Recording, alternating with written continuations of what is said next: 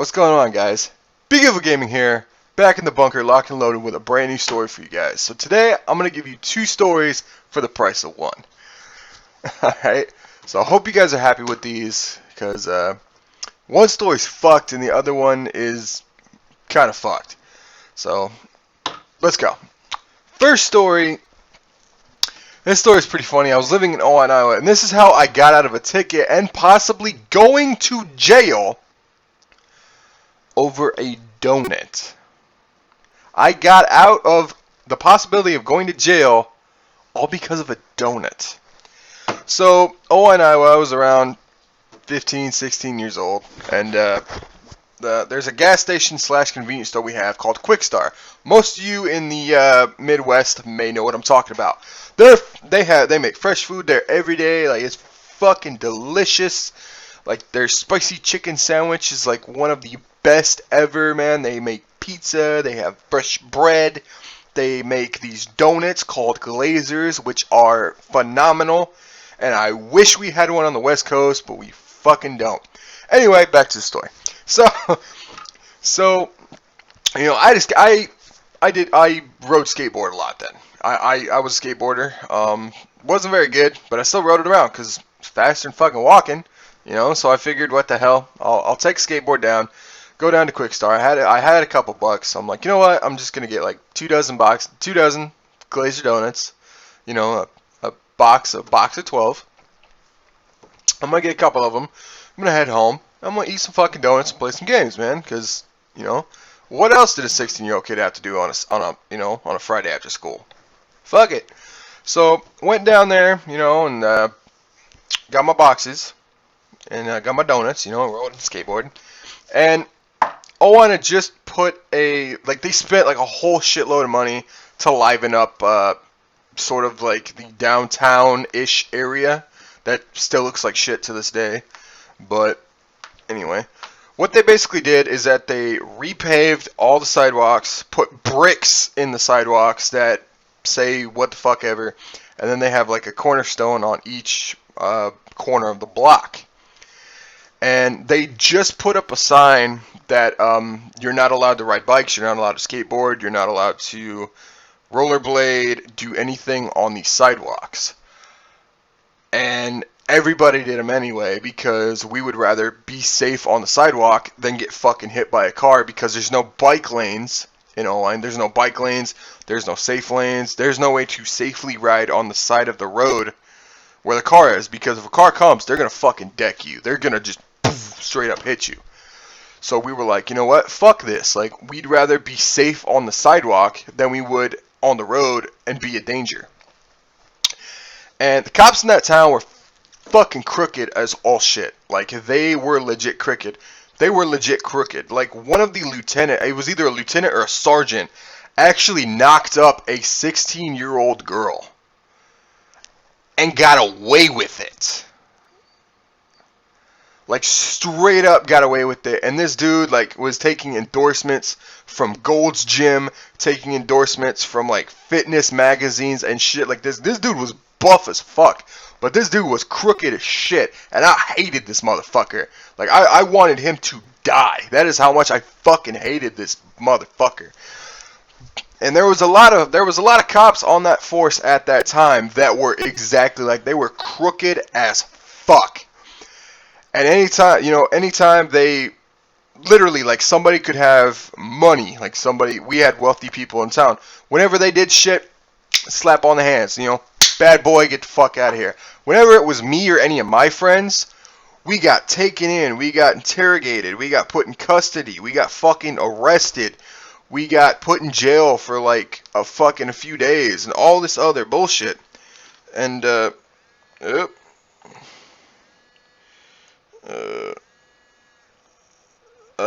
recording right now, fucker. But, anyway. Well, let me hit him up really quick, let him know I'm recording. Just got a call.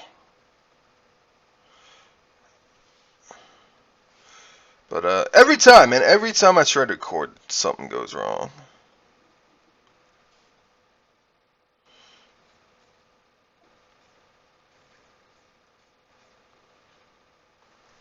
So, these cops were straight fucking crooked. Like, if you had money, you could get away with literal fucking murder. If you didn't, you could be innocent. You could be like a bystander on the side of the road, and they would point the finger at you, and you would be fucking taken in.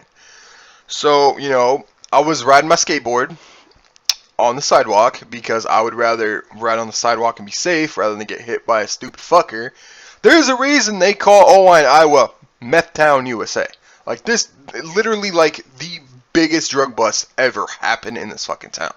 And this town is horrible, and I'm so glad that we got the fuck out of there. I still have lots of friends that live there, but I'm glad that I got the fuck out of there, because there's almost nothing in that town.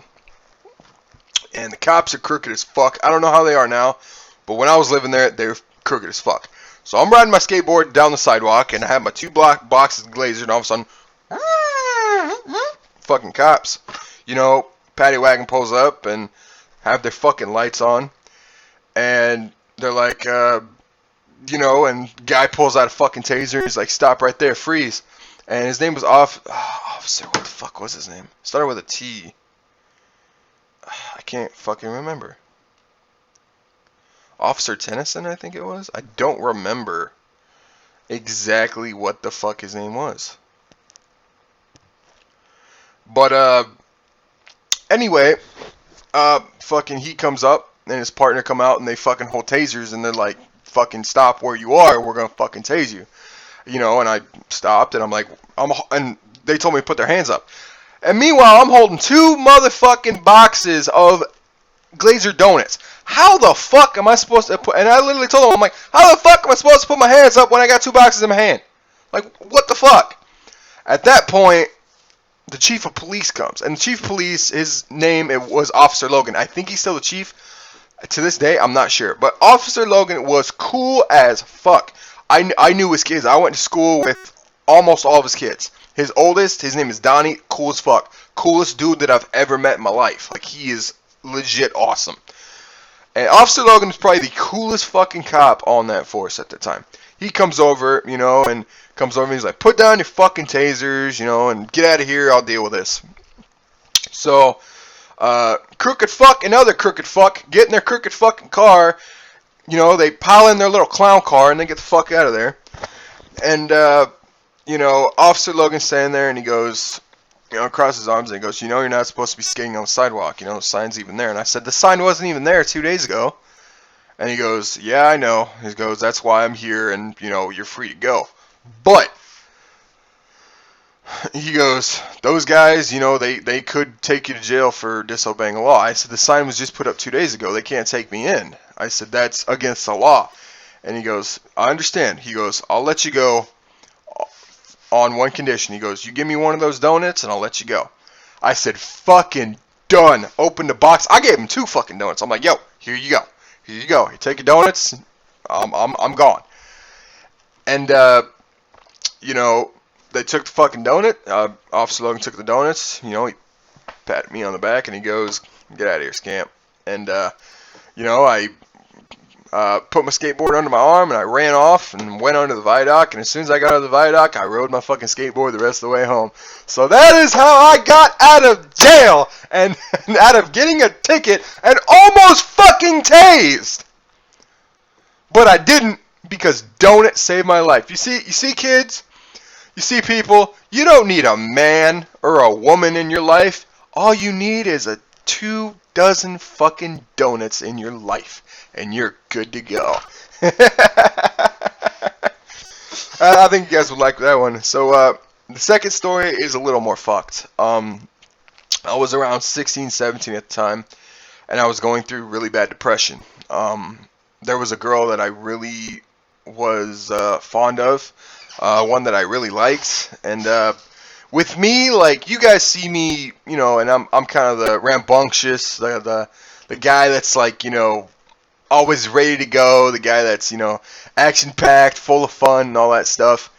I wasn't always like this, and even today I'm still not like it. You know, I'm not always the guy that's up to having fun, you know, and always the go get 'em attitude and stuff like that. Like, there's some days where I'm just, you know, like, to hell with the world, you know, like, fuck this. but I've gotten a lot better from where I was when I was a teenager, to where I am now. Like now, I look on the positive side. I'm like now I'm a glass half full kind of guy. I'm like, this thing, we're not able to get this, but that gives me more time to do this, and maybe we can't do this right now, but later down the road, eventually we'll do it, And at that point, when I was a teenager, 16, 17, I was always like, I was still living in Owen at the time. I'm like, fuck this place, there's nothing here for me. And I mean, there still isn't. It's almost a fucking ghost town now, from what I hear. Some of the bars that me and my buddy Chris used to go to, like at least like 3/4 of them are shut down. A lot of places I used to do business, like Kmart was a huge fucking place for business. Kmart went out of business. We had another place. It wasn't Kmart. It was like the discount Kmart place. Oh, what the fuck was the name of that? I can't remember. It started with a no. It was kind of like an Aldi's, but not an Aldi's. I'm about to look this shit up because I don't remember what the fuck it was called. Ugh. Shopko. That's what it was. Fucking Shopko. It was Shopko. That's right. Okay, so and Shopko, from what I hear, also went out of business. Which was another big hub for business. That place went out of business.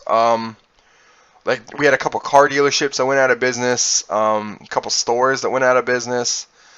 Like this town is on the brink of fucking death. Like it's sad because the town has so much potential. The town was a railroad hub like way back in the day. And when they took out the railroad, the town died more or less, and it's still dying. But that at that point, I just discovered that the girl that I was fond over, wasn't fond over me. A lot of drama shit happened. I'm in high school and shit like that, and high school drama happening, getting in fights every day. Just being kind of, and I hate saying this because I'm gonna catch hell, but being a fucking emo is basically what I was. And yes, I was emo. Yeah, I mean, look at my fucking hair. I still am in a way, but but there was a lot of shit that happened, in my school that I wasn't fond of. Like I was being bullied, I was being picked on, and finally I said enough was enough, and I started fucking throwing hands with people.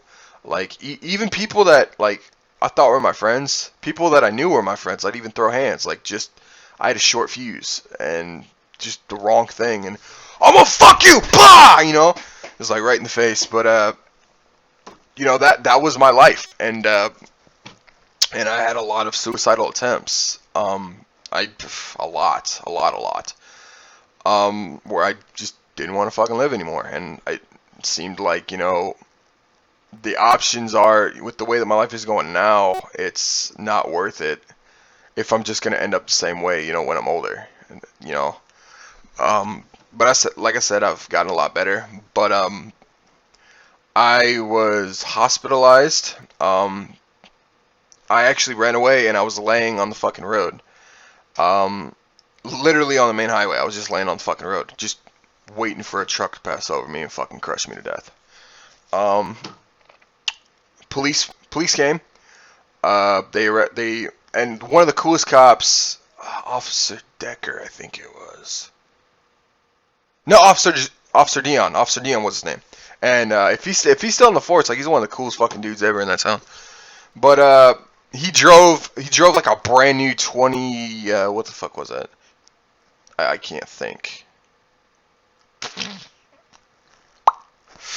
He drove a brand new police Charger, and I thought this thing was bad. It was fucking cool.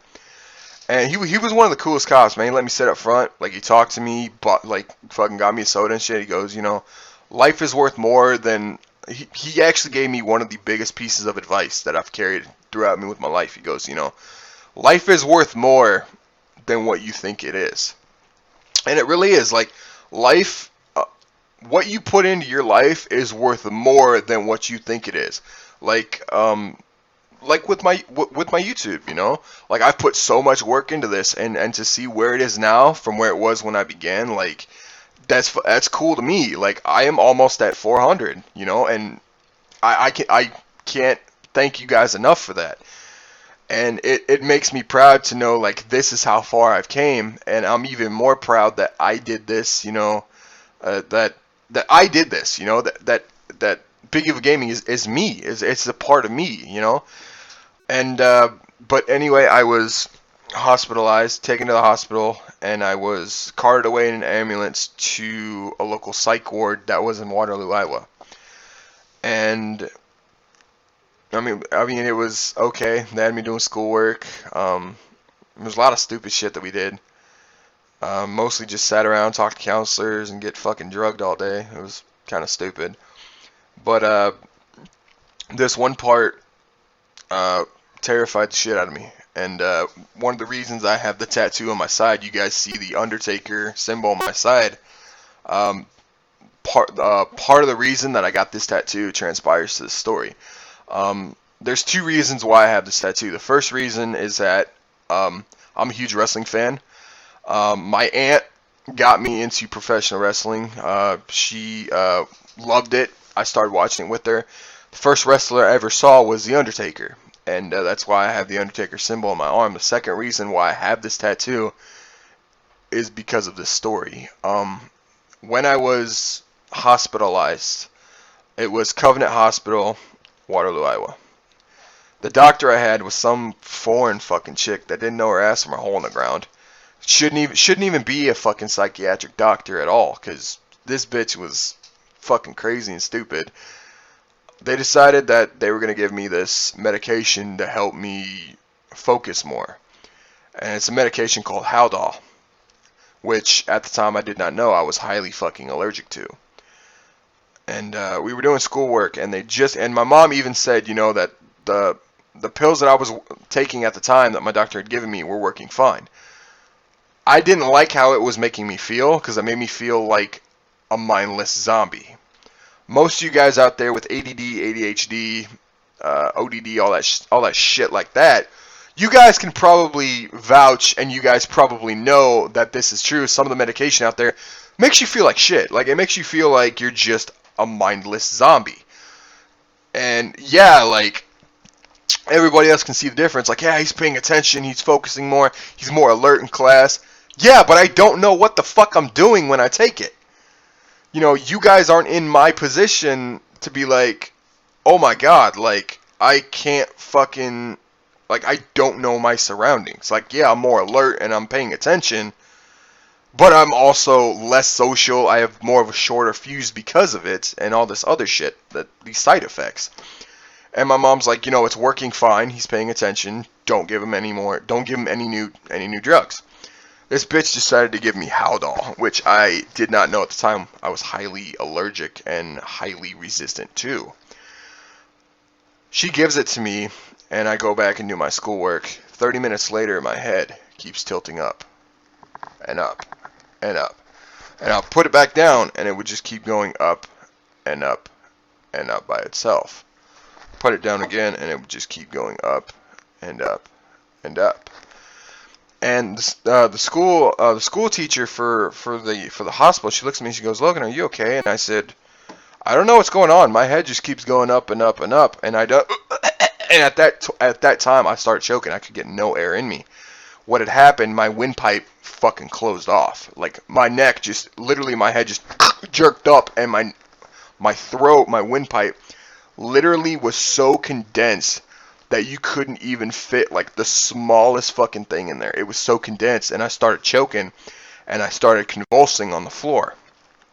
And everything I'm telling you guys from this point on, I'm telling you guys secondhand. I was told this from a friend of mine that was also institutionalized with me. What had happened is that my windpipe had closed. I started choking for air, and I fell off the chair and started convulsing. The next thing I know is that they called doctors in. They picked me up on a gurney, and they rushed me to a operating room. What had happened next is that I started choking more and convulsing, and I turned blue. And, you know, they're trying to figure out what the hell's going on. At that point, I was they hooked me up to the monitors and everything, and I flatlined. And I was laying on the table, and they were trying to resuscitate me. They were doing chest compression, CPR, and I was on the table, dead, for 3 minutes. And they couldn't get a response. They shocked me once, and it didn't work. They shocked me twice, and it didn't work. And, you know, they're frantically trying to fucking figure out what's going on. You know, and they gave me this shot of, this, like, shot to counteract it. And it started helping. My pulse came back very faintly, but it was like very, very faint. And, you know, I was laying there dead for 3 minutes, and, you know, they shocked me one more time, a third time, and then finally my pulse came back kind of faint, and then they gave me the shot, and it was still a little faint, but it kept improving. And, yeah, I was literally sitting in this examine room, and I had people all over, you know, I had cameras, so the people in the psychiatric ward could actually watch what the fuck was going on. And I remember, like, I woke up, my throat was sore as fuck. I mean, you can still kind of hear it now, like, my throat didn't fully recover. Like, it's still kind of gravelly and growly and shit like that. But, like, yeah, they were watching me, and I remember when I woke up, you know, I was kind of looking around wondering what the fuck happened, and, you know, and the doctor came in and he goes, you know, you almost died. Like, somebody's looking out for you. You got an angel watching out for you because you were just brought back from the brink. And I don't remember anything. I didn't remember a damn thing, you know. And he's telling me all what happened, and I'm like, what the fuck? And the doctor left, and I remember when the doctor left, I curled into a ball and I fucking cried. And I'm like, you know, this is fucking terrifying. Like, it's you know, what would my family say? You know, what would my mom say? Like, what would be the, you know, like, holy shit, like, I was dead, and I was brought back to life. I was given a second chance. And the thing that fucking pissed me off, and my mom told me this, you know, when I got out, and the reason why I got out early, I got out like maybe a week and a half early. And that's because my mom, the doctor did not call and tell my mom until 8 o'clock the next night. They didn't even phone my mom when I fucking when I literally was choking for air. They didn't call my mom when I was rushed into the fucking ER.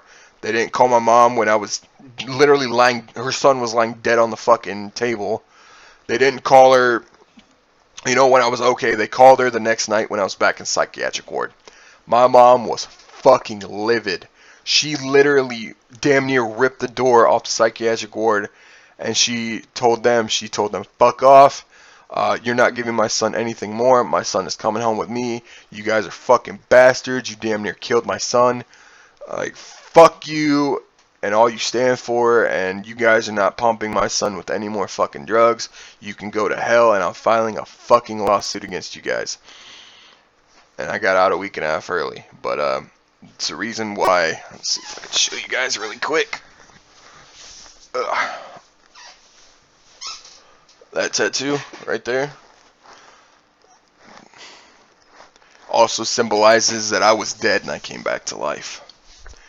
So, yeah, that was probably the most terrifying moment of my life, is being told that you were lying dead on a table for 3 minutes and coming back to life. I came back to school. When I went back to school, word traveled around so fucking fast, and I didn't even know who said anything. Because I never told anybody. I didn't think anybody would fucking know. But as soon as I got back, dude, everybody was rushing up and asking me. I was sitting at my table and at school. And at school, you know how, like, certain people have fucking cliques. Like, there's the people that got money, and there's the nerds. And then there's the goths and the emos and fucking... Then you have the preppy bitches. and you got like the kids that are the jocks, and you got the outdoorsy types. I was an outcast, and there were other kids at my school that were also outcasts. So we decided, we're like, fuck all these cliques. We're gonna have our own table with our own people. Whoever the fuck we want to hang out with can come hang with us. And while all these other cliques like had one table to their name, we took up 4 of these bitches. And we had people from every single clique in the school come out just to hang with us, just to talk. Because with us, it wasn't about money, it wasn't about power, it wasn't about sports, it wasn't about music, it wasn't about, like what your beliefs are. It was simply just to chill, hang out, have fun, relax, and do all this other shit. And, that's what it was to us, man. We just wanted to have a good time, hang out. We just wanted to be people. That's who we saw people for. Not money, not all this other bullshit. Not because your last name meant something, but because you were cool as fuck. Like we wanted to hang out and be recognized as people. I'm sidetracking.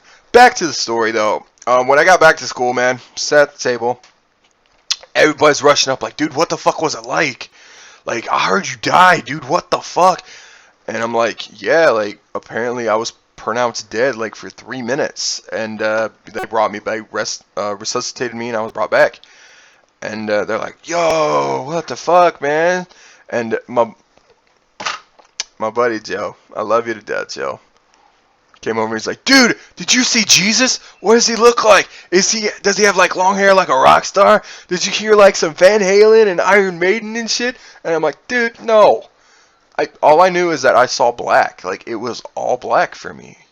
Like, I had a nice dream when I fucking went unconscious.